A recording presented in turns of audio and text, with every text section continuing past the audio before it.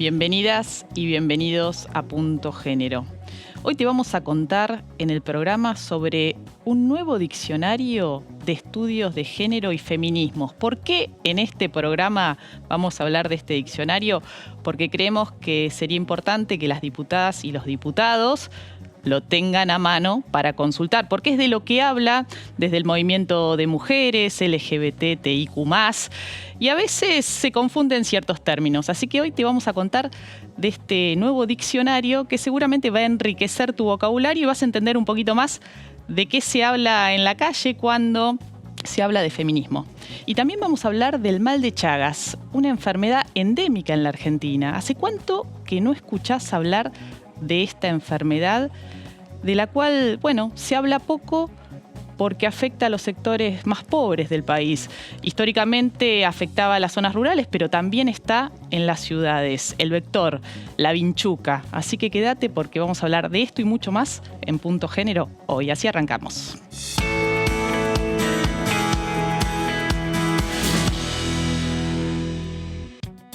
Lanzan una nueva edición del diccionario para conocer los términos feministas. Se trata de una actualización del primero, que se editó en el año 2007. Contiene más de 100 conceptos en 600 páginas de definiciones de las teorías feministas, desde su origen hasta sus reformulaciones del activismo reciente. El ejemplar es innovador, ya que agrupa nuevos conceptos, contiene definiciones y aborda polémicas como, por ejemplo, la subrogación de vientre.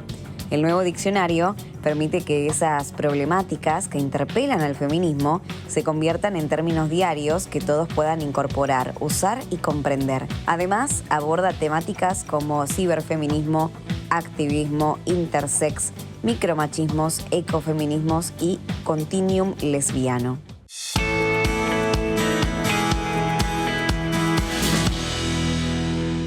Y estamos ya con las coordinadoras de este diccionario. Una de ellas es Tania Diz, que es doctora en Ciencias Sociales e investigadora de la UBA y el CONICET. ¿Cómo estás, Tania? ¿Qué tal? ¿Bien? ¿Cómo va? Bien, muy bueno, bien. Me alegro. Y estamos del otro lado por Zoom, porque ella vive en Córdoba, con Susana Gamba, que es comunicadora social y especialista en estudios de género, feminista histórica, preside la Fundación Agenda de Mujeres. ¿Cómo estás, Susana? Hola Mariana, muy bien, muchas gracias. Le voy a avisar a mi productor que me está hablando en el oído que si me puede dejar de hacer tantos comentarios que se escuchan ahí en el control, así puedo concentrarme de este lado. ¿Bien? Bueno, me alegro. Decíamos que es importante, acá lo tengo, que se dé a conocer este diccionario porque, bueno, este es el canal Diputados TV, lo ven muchas legisladoras, legisladores, y a veces se confunden ciertos términos. Cuéntenos, si querés empezar, Susana, que vos hiciste la primera edición de este diccionario. ¿En qué año fue? En el año 2007 salió la primera... No fue la primera edición, en realidad, bueno, sí fue un diccionario, que fue el primero en América Latina de estudios de género, pero que en realidad tenía una historia de otro diccionario que también se habían incorporado conceptos de los feminismos, y esta es como una nueva edición, más que una actualización, es un nuevo diccionario. Porque trae muchos más conceptos, muchas más definiciones. A ver, Tania, si pudieras contarle, si pudieras ofrecerlo a quien está del otro lado, decirle por qué es importante tenerlo. Y, qué sé, creo por muchas cosas. Sí, bueno. Entre ellas porque me parece que combina mucho más incluso que el anterior, una escritura académica con una escritura más militante, ¿no? Entonces me parece que ahí se da como una buena idea para que uno más o menos vea qué es lo que se está pensando. En ese sentido eso lo combina bastante bien. También porque por un lado está toda la historia del feminismo, muy reducida, por supuesto, porque son entradas, pero está la historia del feminismo. Que creo que ese es el valor, ¿no? Porque sí, a quien tal vez dice, no, pero a mí la verdad que no me interesa mucho leer una investigación muy profunda. Estos son conceptos de una página, a veces media página, ¿no? Las palabras, lo que define, de qué se habla. Tiene prólogos de Dora Barrancos, Eva Giberti, Diana Mafía, bueno, grandes del movimiento feminista, pero además han participado, ¿cuántas autoras? Ay, yo no sé el número, pero son más de 100, ¿no, Susana? Realmente son muchas. Hay 120 conceptos y debe haber como 100. Alrededor de 100. Algunos conceptos se escriben entre 2 o 3 personas, o sea que alrededor de 100. Bueno, a ver, algunos de los términos que aparecen, ¿no? Por ejemplo, que podemos mencionar, una abre y encuentra, por ejemplo, binarismo, ¿no?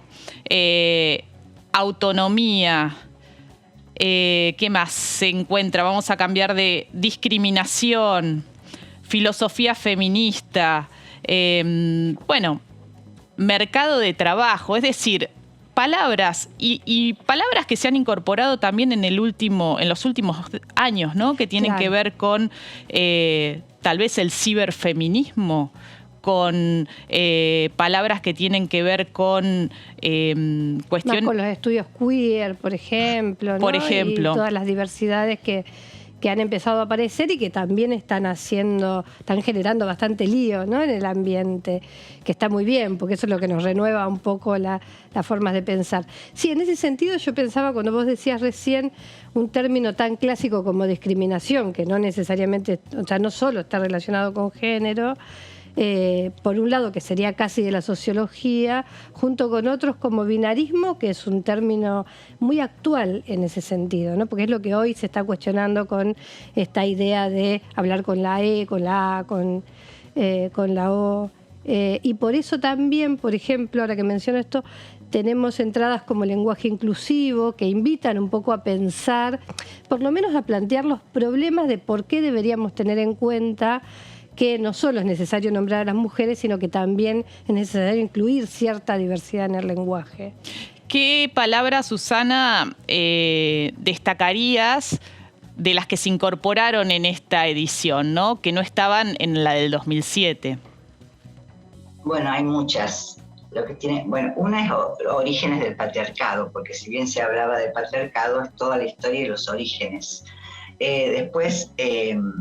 ecofeminismo estaba, pero hay muchas palabras, micromachismos, todo lo que tiene que ver con la teoría queer, distintos conceptos, subrogación de vientres, estaba prostitución, pero está prostitución y trabajo sexual, es decir, es un diccionario que da cuenta de las distintas, es muy amplio, tanto en cuanto a quienes han participado escribiendo los distintos conceptos, que tienen 2 o 3 páginas, también con una bibliografía que pueden ampliar, y así como también las distintas discusiones, las distintas debates importantes que están presentes en ese diccionario. No se toma una postura, si bien uno la puede tomar dentro de las diferencias de los feminismos, sino que se da cuenta de ellos a través de los conceptos que se integran. Por ejemplo, está subrogación de vientres, ¿no? Que es una discusión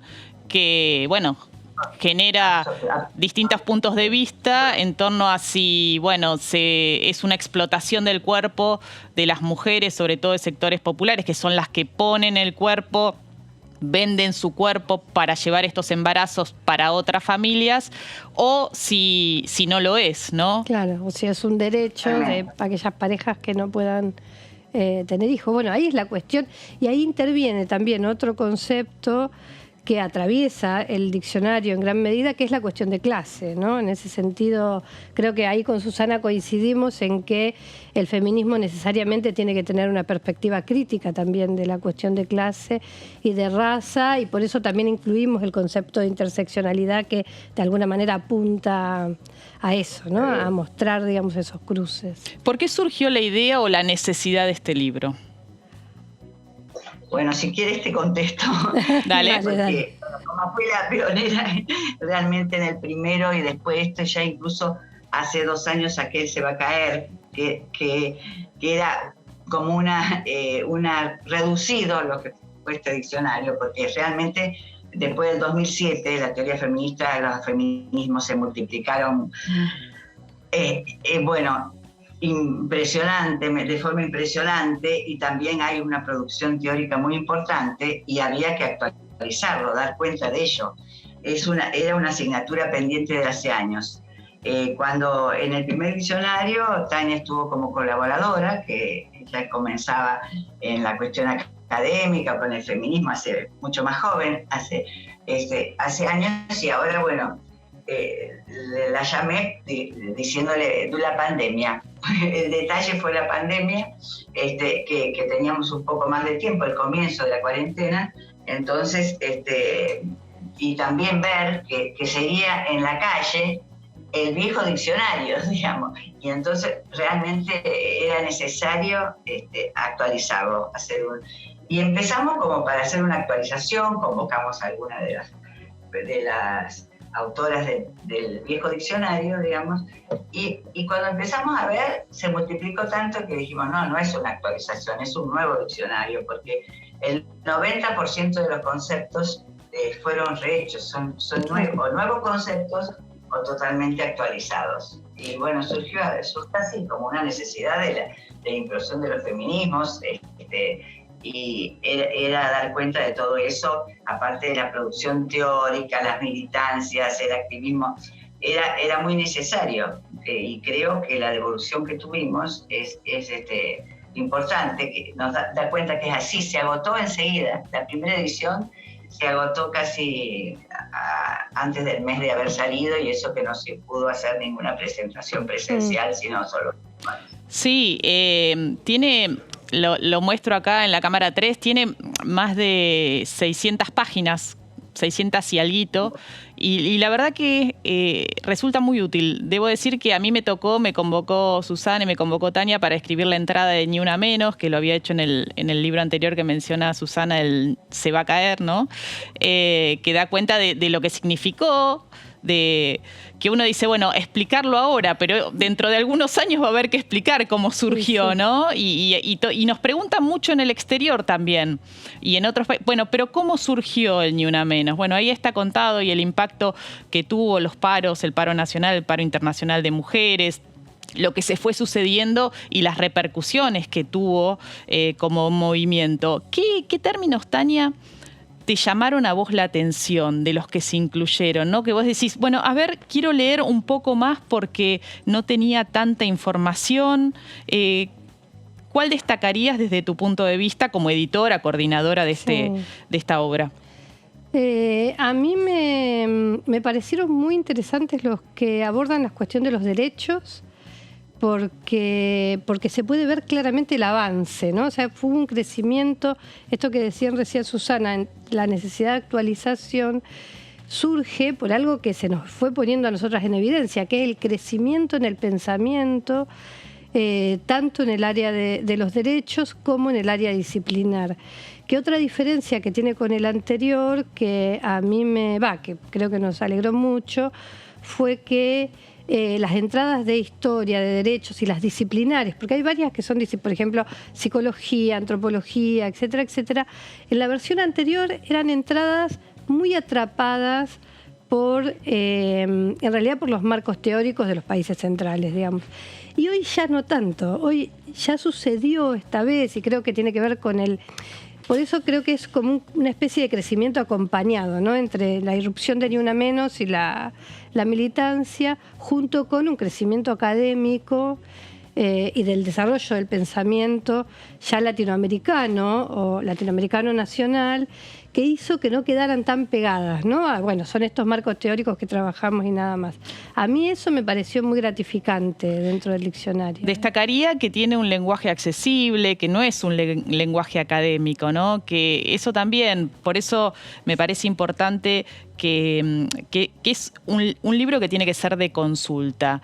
Susana, para ir cerrando, ¿qué repercusión han tenido y dónde se puede conseguir? ¿Está en las librerías? Digo, si alguien alrededor del Congreso quisiera adquirirlo, ¿lo puede encontrar acá en Buenos Aires? ¿Cómo pueden hacerse de un ejemplar? Bueno, en las librerías está, por lo menos en algunas de las principales, no sé en este momento que no estoy en Buenos Aires, pero estaba en la librería Hernández, en Jenny, bueno, en las principales librerías está, y si no, también se pueden comunicar con nosotras a feministadiccionario@gmail.com, que le podemos, se le puede facilitar, respondemos dónde conseguirlo y todo eso, pueden comunicarse ahí, y y la repercusión, como te dije, ha sido muy importante ya. Estamos satisfechas de la repercusión que ha tenido y de la devolución. Tal es así que, por ejemplo, la UNESCO ha comprado algunas, se han comprado en juzgados federales, áreas de género, digamos, ha tenido como para la ESI, formación docente, puede ser muy útil, no solo para la militancia, sino también para múltiples, digamos, para formar, no solo para la militancia, para el activismo, para la academia, sino que, como bien decías, como un libro de consulta para muchísimos temas que puede ampliar y que pueden, acercarnos a muchísimos temas que tienen que ver con todos los estudios de género. Bueno, muchísimas gracias a las dos coordinadoras de este nuevo diccionario. Acá lo muestro en la cámara, ahí está, en la 3. Libro de consulta para legisladoras y legisladores, ¿eh? Así que ahí lo tienen. Creo que debería estar ahí en las bibliotecas para cuando se tratan temas que tienen que ser, como todos, mirados con perspectiva de género. Y a veces, se desconoce y se dicen algunas barbaridades, ¿no? Entonces ahí está para sacarse dudas. Bueno, muchas gracias a las dos, ¿eh? Bueno, muchas gracias, Mariana, por la invitación. Bueno, seguimos nosotras y nosotros para hablar sobre la enfermedad de Chagas. ¿Hace cuánto que no escuchás hablar de esta enfermedad endémica en la Argentina?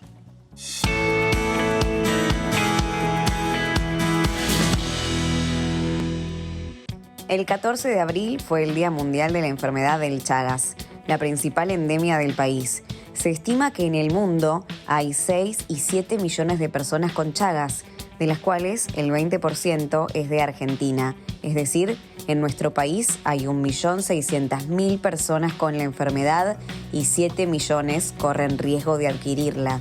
En el año 2007, el Congreso sancionó la Ley de Prevención y Control del Chagas. Sin embargo, a 15 años de la sanción, sigue sin reglamentarse. Hoy en Punto Género abordaremos este tema con gente del Ministerio de Salud y de la Asociación Civil por la Igualdad y la Justicia.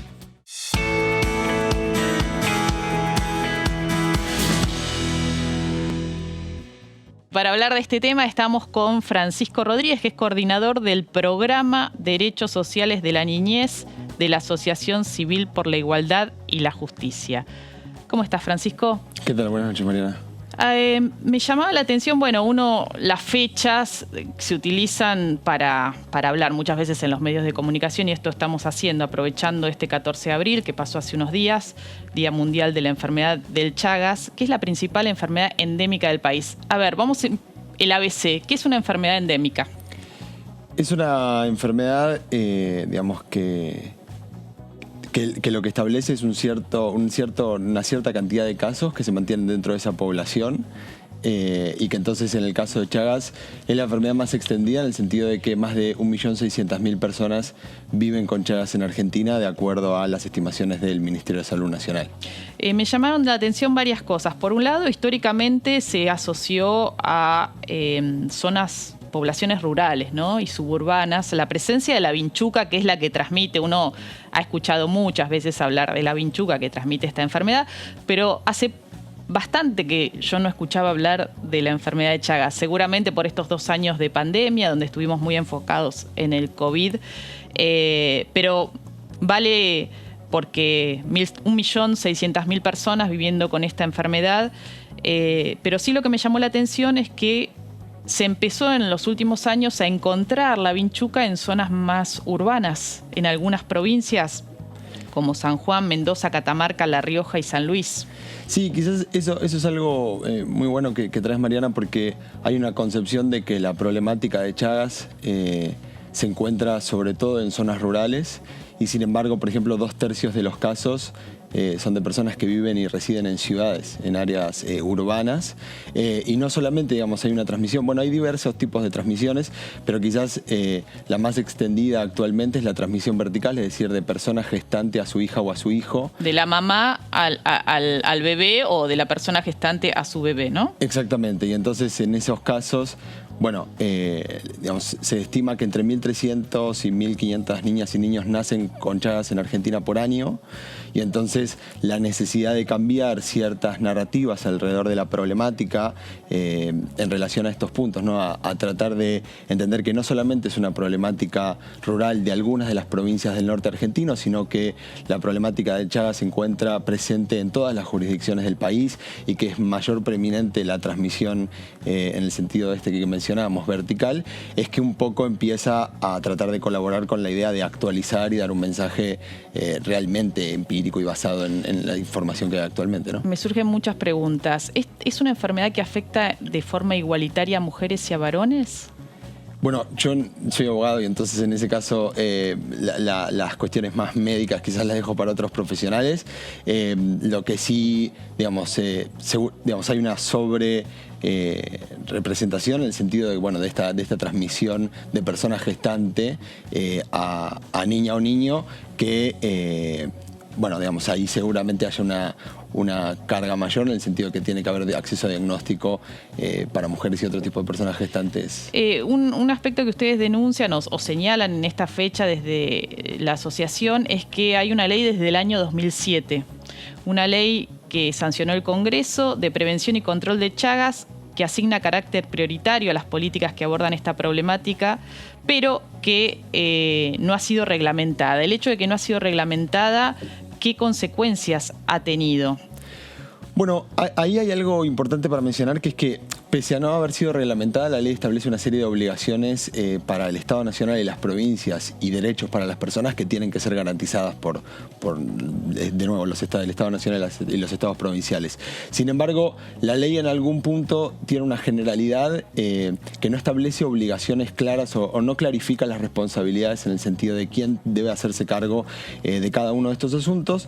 Y quizás lo interesante es, la ley propone un abordaje integral, propone un abordaje que tiene que ver con la parte sanitaria y de salud, lógicamente, pero también creo surge un diagnóstico de que, bueno, al ser la enfermedad endémica más importante del país, Chagas entonces involucra otro montón de aspectos que tienen que ver con, por ejemplo, evitar la discriminación a nivel laboral, evitar discriminaciones en otro tipo de sentidos, dar acceso a políticas educativas con mensajes actualizados como los que estamos tratando de dar acá, lo mismo a nivel de obligaciones a nivel de campañas comunicacionales. La ley establece que el Estado Nacional debe hacer campañas masivas en medios de comunicación y entonces todos esos asuntos no hay clarificación sobre las responsabilidades, por ejemplo, de los diversos ministerios que tienen estas agendas, ya sea a nivel nacional y a nivel provincial, y entonces la reglamentación vendría un poco a solucionar esto a nivel jurídico. ¿Y qué pasa con el presupuesto asignado a las áreas? Ustedes señalan que en el año 2021, el año pasado, solo se ejecutó el 5% del presupuesto asignado para trabajar en prevención y en relación a esta enfermedad. Claro, bueno, específicamente entiendo que son dos los programas presupuestarios que trabajan la problemática de Chagas. El programa presupuestario más importante durante el 2021 surge de un crédito que tiene el Estado Nacional con Fonplata, que es una entidad que presta dinero a nivel internacional de forma muy positiva para el Estado y beneficiosa, y entonces tiene que abordar la problemática de Chagas, tiene ese compromiso, y el Estado de eso solamente el año pasado ejecutó el 5%. Mira, vamos a ver, estamos justo en comunicación con un funcionario del área del Ministerio de Salud, que es Juan Manuel Castelli, que es subsecretario de Estrategias Sanitarias, para que nos clarifique, porque lo importante creo que es poder darle un mensaje claro a la población en relación a esta enfermedad y qué está pasando, si desde el Ministerio de Salud se está trabajando en la prevención y ejecutando el presupuesto que está asignado. ¿Qué tal? ¿Cómo está, Castelli? Muchas gracias por esta comunicación. Muchas gracias a ustedes. Gracias por comunicarse por este tema en particular. Para nosotros es una de las estrategias que se ha priorizado durante este año. Claramente esto lo hemos representado estamos enviando, ya de hecho está circulando el proyecto de reglamentación de la ley de Chagas. Eso va a permitir que cada uno de los actores y de quienes participan o están vinculados con Chagas puedan tener claras cuáles son las responsabilidades y cuáles son las maneras, sobre todo de cómo tenemos que abordar esto, porque lo tenemos que abordar de una manera más conjunta. Digo, no es una problemática exclusivamente biomédica, sino que tiene que tener una mirada más global desde el punto de vista no solamente vamos a decir, de esto de lo estrictamente biomédico, sino desde el punto de vista también de lo que representa el conocimiento de la enfermedad, la importancia, que la gente entienda que la enfermedad existe en la medida que sigamos teniendo personas que tienen Chagas, más allá de la presencia o no del vector, porque la principal forma de transmisión en la República Argentina hoy la representa la transmisión vertical. O sea, bien, lo que decía recién Francisco. Ahora, 15 años para reglamentar una ley, subsecretario, ¿qué pasó ahí? No lo sé, pero nosotros nos encargamos de hacerlo. Claramente, revisar para atrás por qué durante 15 años no se reglamentó, aunque de todas maneras los que tenemos experiencia en el tratamiento de estas enfermedades sabemos que se viene trabajando activamente, porque una de las principales razones, esté o no esté la ley, de que estábamos hablando de la transmisión vertical tiene que ver con que los estudios están indicados en todas las personas gestantes para que pueda detectarse y tener una intervención oportuna luego en los recién nacidos, como también así en su descendencia directa. Es un análisis, perdón, a ver, porque si la principal forma de transmisión es esta vertical, ¿no? De la madre o la persona gestante a la criatura que están haciendo, ¿es obligatorio hacer ese test, ese examen? ¿Se hace en todas las maternidades en el país para detectarlo o no se está realizando? Se tiene que hacer en el control prenatal. O sea, está dentro de es un protocolo, y uno de los tantos estudios que se hace a un recién nacido, una recién nacida, ¿es este? Se hace en la persona gestante. En el momento que se hace la primera consulta de una persona, la consulta prenatal, se tiene que solicitar 2 tipos de estudios que midan anticuerpos diferentes. Esto está establecido y se tiene que solicitar regularmente para poder determinar si la persona o no tiene Chagas. Y si la persona tiene Chagas, lo que se determina es si en el recién nacido se tienen que hacer los estudios, no solamente cuando nacen, sino durante 18 meses de seguimiento para determinar o no la posibilidad de que la madre haya transmitido la enfermedad al recién nacido, se pueda hacer un tratamiento oportuno y generar las mejores oportunidades desde el punto de vista del desarrollo, porque si no es un niño que nace con una enfermedad parasitaria. ¿Y qué es lo que no se está haciendo para evitar que se corte esa transmisión? Lo que se tiene que hacer para evitar que se corte esa transmisión son los estudios, la detección y el seguimiento de todos los niños que son hijos de personas gestantes con Chagas que se haya diagnosticado. No, lo que decía era que si hay alrededor de 1.600.000 personas que en Argentina viven con esta enfermedad y se sabe cómo detectarla, ¿qué es lo que, me pregunto, ¿no? ¿Qué es lo que no se está haciendo para que siga siendo una enfermedad endémica? Durante años se discutió el tratamiento y el rol del tratamiento de las personas con Chagas crónico. Era una discusión desde el mundo académico si se tenían que tratar o no tratar. Determinado esto, se trataba básicamente de Chagas agudo y lo que fuera Chagas de transmisión vertical. Hoy lo que se ha hecho se ha progresado durante los últimos años también. Tenemos provincias que han certificado la interrupción de transmisión vertical, de transmisión vectorial, o sea, desde la vinchuca a un humano, y tenemos provincias que están en el proceso también de certificar la eliminación. Lo que tenemos que trabajar fuertemente, como decimos, es en la detección de todas las personas gestantes, de la detección de su descendencia en el caso de que tengan un resultado positivo, detectarlas, tratarlas y seguirlas oportunamente. Una de las cosas que ocurre con estas enfermedades tiene que ver con además la importancia y la posibilidad de que todo se haga en el primer nivel de atención, donde están estas personas más cercanas, tienen una forma más cercana al acceso a salud. Francisco, ¿A vos qué te parece que es lo que no se está haciendo desde las áreas de salud en nación y en provincias en relación a esta enfermedad? No, digamos, quizás ahí mencionar el hecho de que pese a que a nivel presupuestario, por ejemplo, pese a que es comprensible, digamos, cierta subejecución por la pandemia, las prioridades en relación a al tratamiento de COVID, etcétera, y las energías que puso el Ministerio de Salud en ese sentido, también es verdad que una subejecución tan importante del programa principal y el segundo más importante se ejecutó solamente un 28%. Eso tiene impacto directo, por ejemplo, en el acceso al diagnóstico y tratamiento. En los años, digamos, una serie de años, 2014, 2015, 2016, que el Estado Nacional se planteaba hacer 710.000 diagnósticos a personas embarazadas, que es cerca de la tasa de natalidad que hay por año. Sin embargo, digamos, en estos últimos años vemos que ese número ha bajado mucho a estar cerca de los 100.000.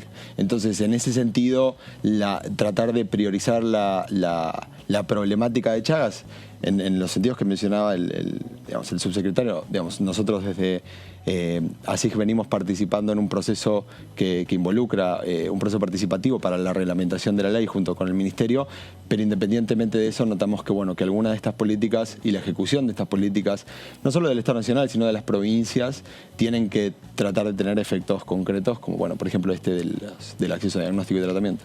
¿Qué está pasando, subsecretario, con estos diagnósticos prenatales? Digo, ¿hay alguna traba concreta en la cual, más allá de los 2 años de pandemia, que sabemos que la energía y las prioridades tal vez cambiaron de eje, ¿hay algo puntual que usted podría señalar? Sí, básicamente reforzar la estrategia de todas las enfermedades que pueden ser transmitidas de la madre al hijo. En esto es muy importante, que no solamente el control prenatal de Chagas, sino el control prenatal de otras enfermedades sea, vamos a decir, frecuente, periódico y que sea de forma rutinaria, porque esto es lo que va a garantizar, y sobre todo la posibilidad, teniendo disponibilidad de técnicas diagnósticas que se puedan hacer en el primer nivel de atención, descentralizar el diagnóstico de manera tal de mejorar y aumentar el acceso, porque lo que uno tiene que hacer es, a través de los seroquitos, de las técnicas que se pueden utilizar en el primer nivel de atención, poder determinar a aquellas personas que tienen Chagas. Pero ¿cuáles son? Decía Francisco también es importante, que tiene que ver con la comunicación, con hablar de Chagas, con hacerlo presente, con que esté en agenda, y también con la interacción que estamos llevando adelante con educación, porque de esto también es muy importante tener esa articulación entre educación y salud. ¿Cuáles son, para ir cerrando, las provincias más afectadas? Las provincias más afectadas, si uno lo ve desde el punto de vista de lo que es el vectorial, pueden ser las provincias del NOA y del NEA, y sobre todo las del NOA. Pero la realidad es que, cuando recién lo estábamos hablando, cuando es vertical, tiene que ver con cómo migran del Gran Chaco esas personas al resto del país. Entonces uno lo puede pensar en todo lo que es el tercer cordón de la área metropolitana de Buenos Aires, algunas localidades del centro de la provincia de Buenos Aires, y algo que parece raro, pero puede ser Comodoro Rivadavia en Chubut, o puede ser en Tierra del Fuego, porque tiene que ver con cómo migran las personas del Gran Chaco, todos los habitantes argentinos del Gran Chaco que tienen posibilidad de haberlo adquirido por transmisión vectorial y que han migrado a esas zonas. Entonces es donde nosotros lo detectamos en las maternidades, y tenemos que reforzar mucho lo que es el control prenatal y el diagnóstico oportuno en los recién nacidos y en los menores de 5 años. Bueno, muchísimas gracias, Francisco, muchísimas gracias, subsecretario. Son estos temas que por ahí no entran en la agenda cotidiana de los medios, ¿no? Porque tiene que ver con enfermedades de la pobreza. Y muchas veces quienes la padecen ni siquiera tienen acceso a un micrófono para reclamar por la falta de política, falta de presupuesto, y en este caso de diagnósticos. Así que sería importante también campañas, ¿no? Campañas de difusión para que una mamá, una persona gestante que se va a atender, sepa que tiene que reclamar que le hagan el test de detección del Chagas, ¿no? Muchas gracias a los dos, y nosotras y nosotros vamos a un corte y ya seguimos con más Punto Género. No te vayas.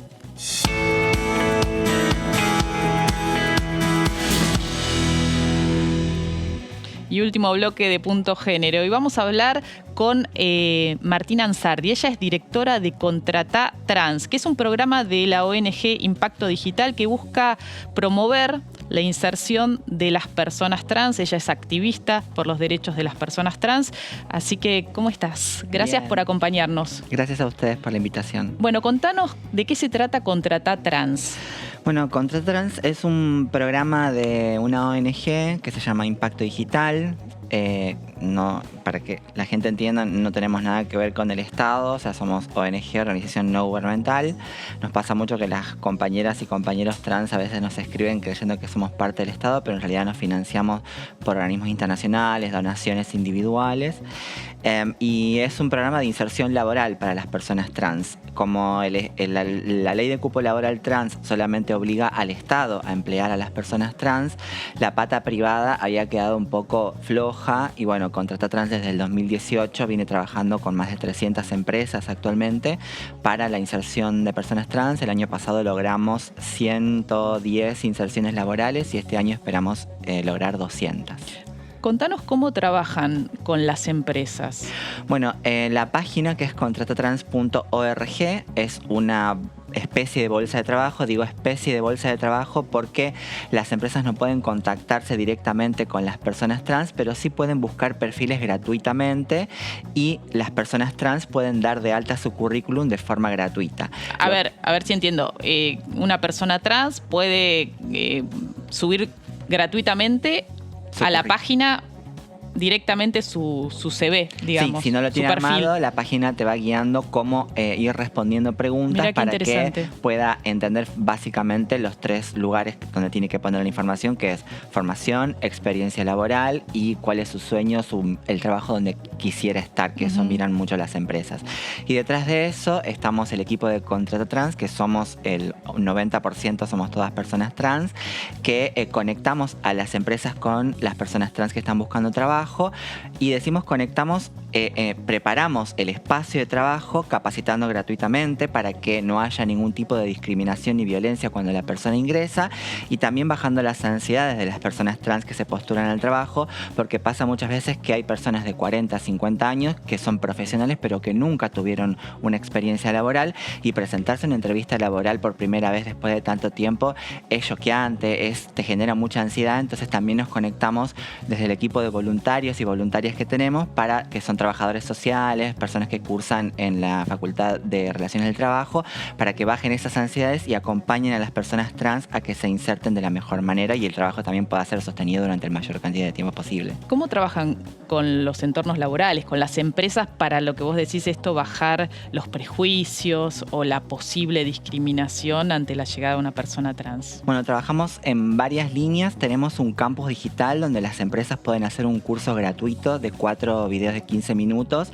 para saber cómo se prepara un espacio de trabajo para recibir una persona trans. Es el campus de Impacto Digital. Y también ahí el año pasado lanzamos un curso para trabajadores del Estado para que los trabajadores de los municipios sepan cómo implementar el cupo laboral trans en sus municipios con alianza con organizaciones trans de todo el país. Hicimos ese curso y la verdad que también es gratuito y muy recomendable. Y con las empresas en realidad lo que hacemos es trabajar la transformación cultural, porque hablar de inserción laboral de personas trans en un espacio que nunca antes ha tenido en su mente, en su agenda, tener una persona trans, realmente irrumpe mucho en la vida de las personas, porque convivir con una persona trans no solamente interpela la vida de esa persona, sino también interpela la vida de quien rodea. La identidad de género la aportamos todos y todas, entonces es importante también preparar ese espacio para que no haya violencias y obviamente analizamos todo lo que es la cultura laboral, que tiene que ver con una cultura binaria, cis heteronormativa, claro, donde desde el formulario que llenaste claro, dice varón-mujer. Exacto. Entonces, y pensaba una pregunta que debe ser muy reiterativa. ¿Qué hacemos con los baños? Eso pasó mucho, ahora por suerte pasa menos, pero pasó mucho en su momento cuando empezamos a trabajar y ahora volvió la pregunta por el tema del DNI no binario, porque las personas no binarias no se encajan en ninguno de los dos géneros, entonces también estaban preguntando si un baño no binario era lo mejor para integrar a las personas no binarias. Nosotros en general lo que recomendamos es que traten de resolverlo de la manera más amable posible y que no hagan cargo a las personas trans de una modificación. Que si hacen una modificación tanto en la cultura como en la estructura de un edificio o lo que sea porque la empresa decide transformar su cultura hacia la inclusión real de todas las personas. No el anuncio de, bueno, porque entró una persona trans, ahora tenemos que modificar los baños. No, se modifica porque realmente la sociedad no está en la misma situación que hace 50 años y bueno, a las empresas tienen que empezar a modernizarse un poco y a ponerse en línea con lo que el Estado también tiene en agenda, porque tenemos un Estado que afortunadamente tiene en agenda nuestra identidad, lo han demostrado reiteradas veces en el 2012 cuando estuvo la gestión que se aprobara la identidad de género y ahora lo volvieron a demostrar aprobando la ley de cupo laboral trans y el DNI no binario. Entonces el Estado ya demostró que es transinclusivo y que nos tiene en agenda, entonces bueno, las empresas tienen que ponerse al día. Pensaba en qué tipo de trabajo se les está ofreciendo. Sabemos que históricamente el colectivo trans ha estado discriminado, muchas veces ha tenido que sobrevivir en situación de prostitución, sin posibilidades tal vez de capacitarse o de seguir una carrera, de estudiar. ¿Cómo han logrado ensamblar tal vez esta situación de falta por ahí de preparación formal, ¿no?, en la educación con las necesidades de las empresas? Bueno, nosotros justamente lo primero que hacemos cuando capacitamos a una empresa y nos pide perfiles, les pedimos que teniendo en cuenta lo que es una cultura inclusiva y lo que es la responsabilidad social empresarial, que es la responsabilidad de toda empresa de devolver a la sociedad lo que la sociedad le da, les proponemos que para las personas trans, como también para un montón de colectivos vulnerados, lo necesario es bajar los requisitos a lo mínimo indispensable, justamente para poder darle oportunidad a estas personas que no es que no tienen esa preparación porque no quisieron estudiar o porque no tienen esas habilidades, sino porque la sociedad las expulsó de la educación, de la salud, de la familia, del barrio. Entonces durante muchos años no pudieron acceder a esos derechos y recién ahora se está empezando a poder acceder muy de a poquito, más en capital, menos en las provincias. Entonces es darle la oportunidad a una persona que si en su momento lo hubiera tenido, hubiera descollado, pero no la tuvo. Entonces es bajar un poco esos requisitos para poder darle esa oportunidad. Y se encuentran con perfiles maravillosos. En Contrata Trans tenemos casi 2.000 perfiles de personas trans que van desde profesionales con título universitario hasta personas que no terminaron la primaria.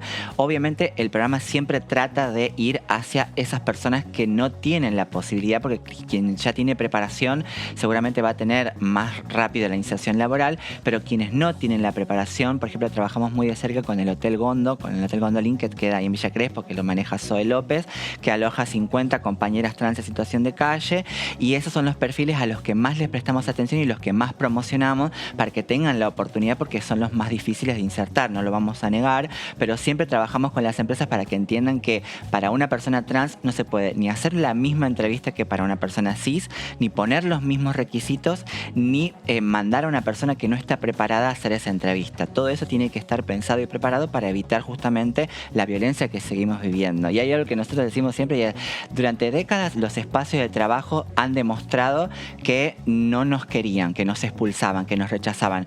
Ahora tienen que demostrar lo contrario, tienen que acercarse ellos y ellas a nosotros y decirnos, bueno, ahora decidimos empezar a trabajar con ustedes y demostrarnos que realmente hay una intención de no violentarnos. La verdad que muy interesante esta iniciativa, y justamente en este marco ustedes están haciendo una campaña para que se cumpla con la ley de identidad de género en lo que tiene que ver al acceso a la salud, ¿no? ¿Qué es lo que está pasando? ¿Qué es lo que ustedes observan? Ahora justo se cumplen 10 años de la ley de identidad de género. Exacto, el 9 de mayo. Es increíble que a 10 años de la ley todavía haya un sector tan rudo, tan duro de roer como es el sector de la salud privada y las obras sociales, que no entiendan que la salud es una prioridad para el colectivo trans y que si no capacitan a las personas que trabajan y que si no se baja la información correcta a los trabajadores de las obras sociales, no tratan de la mejor manera a las personas trans. Y actualmente, ¿qué pasó? Contrata Trans está insertando personas trans en circuitos formal de trabajo. El cupo laboral también le está dando a muchas personas trans el ingreso a los espacios formales de trabajo. A partir de ahí, las personas trans están empezando a acceder a lo que es la salud privada y la obra social, y bueno, y un mejor sistema de salud. Pero ahora nos enfrentamos con la situación de que muchas prepagas y obras sociales le niegan la afiliación a personas trans por considerar que ser trans es una preexistencia. Y esto no es raro, porque cuando salió la ley de identidad de género y se reglamentó el artículo 11, las primeras que salieron a hacer lobby para que la ley no salga o para que no se reglamente ese artículo fueron las prepagas y las obras sociales, porque siempre que sale una ley que amplía derechos para ciertos colectivos que necesitan mayor acceso a la salud, son estos sectores que tienen alta rentabilidad los que salen a decir no, eso nos deja en la ruina, en la quiebra. Y la verdad que las personas trans no somos tantas en el país, no somos tantas las personas que estamos en un circuito formal de trabajo, por lo tanto no le afectamos a su rentabilidad.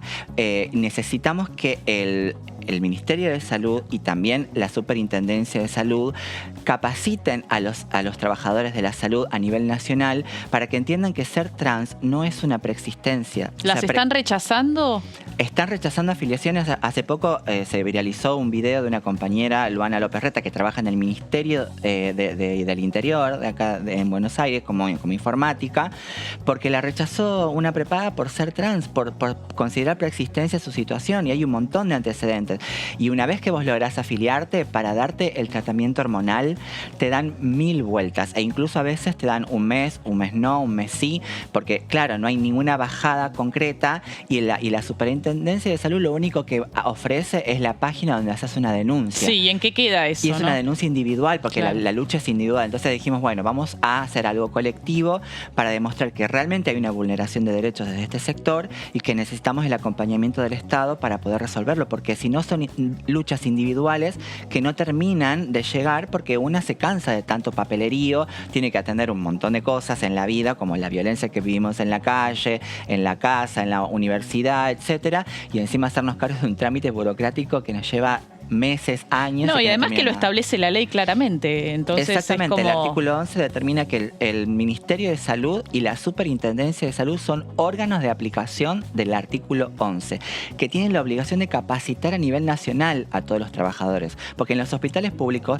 también se sigue vulnerando la ley de identidad de género. Hace poco salió un estudio de una organización que es Fundación Huespediata, que 6 de cada 10 varones trans abandonan los tratamientos de hormonización, los tratamientos de salud, porque reciben violencia en los hospitales públicos. Entonces, si esto ya sigue pasando después de 10 años de una ley, realmente es algo urgente, porque la salud es algo urgente y nos sigue minando todos los días. Entonces hay que acompañar también el Estado, que tiene una política inclusiva, y la agenda trans, con presupuesto, con capacitaciones y con una visión, una decisión política. Martina, reitera dónde pueden conocer el trabajo de ustedes, de Contrata Trans, las empresas, dónde pueden mirar estos perfiles, y quienes estén interesadas o interesados subir, bueno, sus currículums o ponerse en contacto con ustedes para que puedan entrar a esa especie de bolsa de trabajo que ofrecen al sector privado.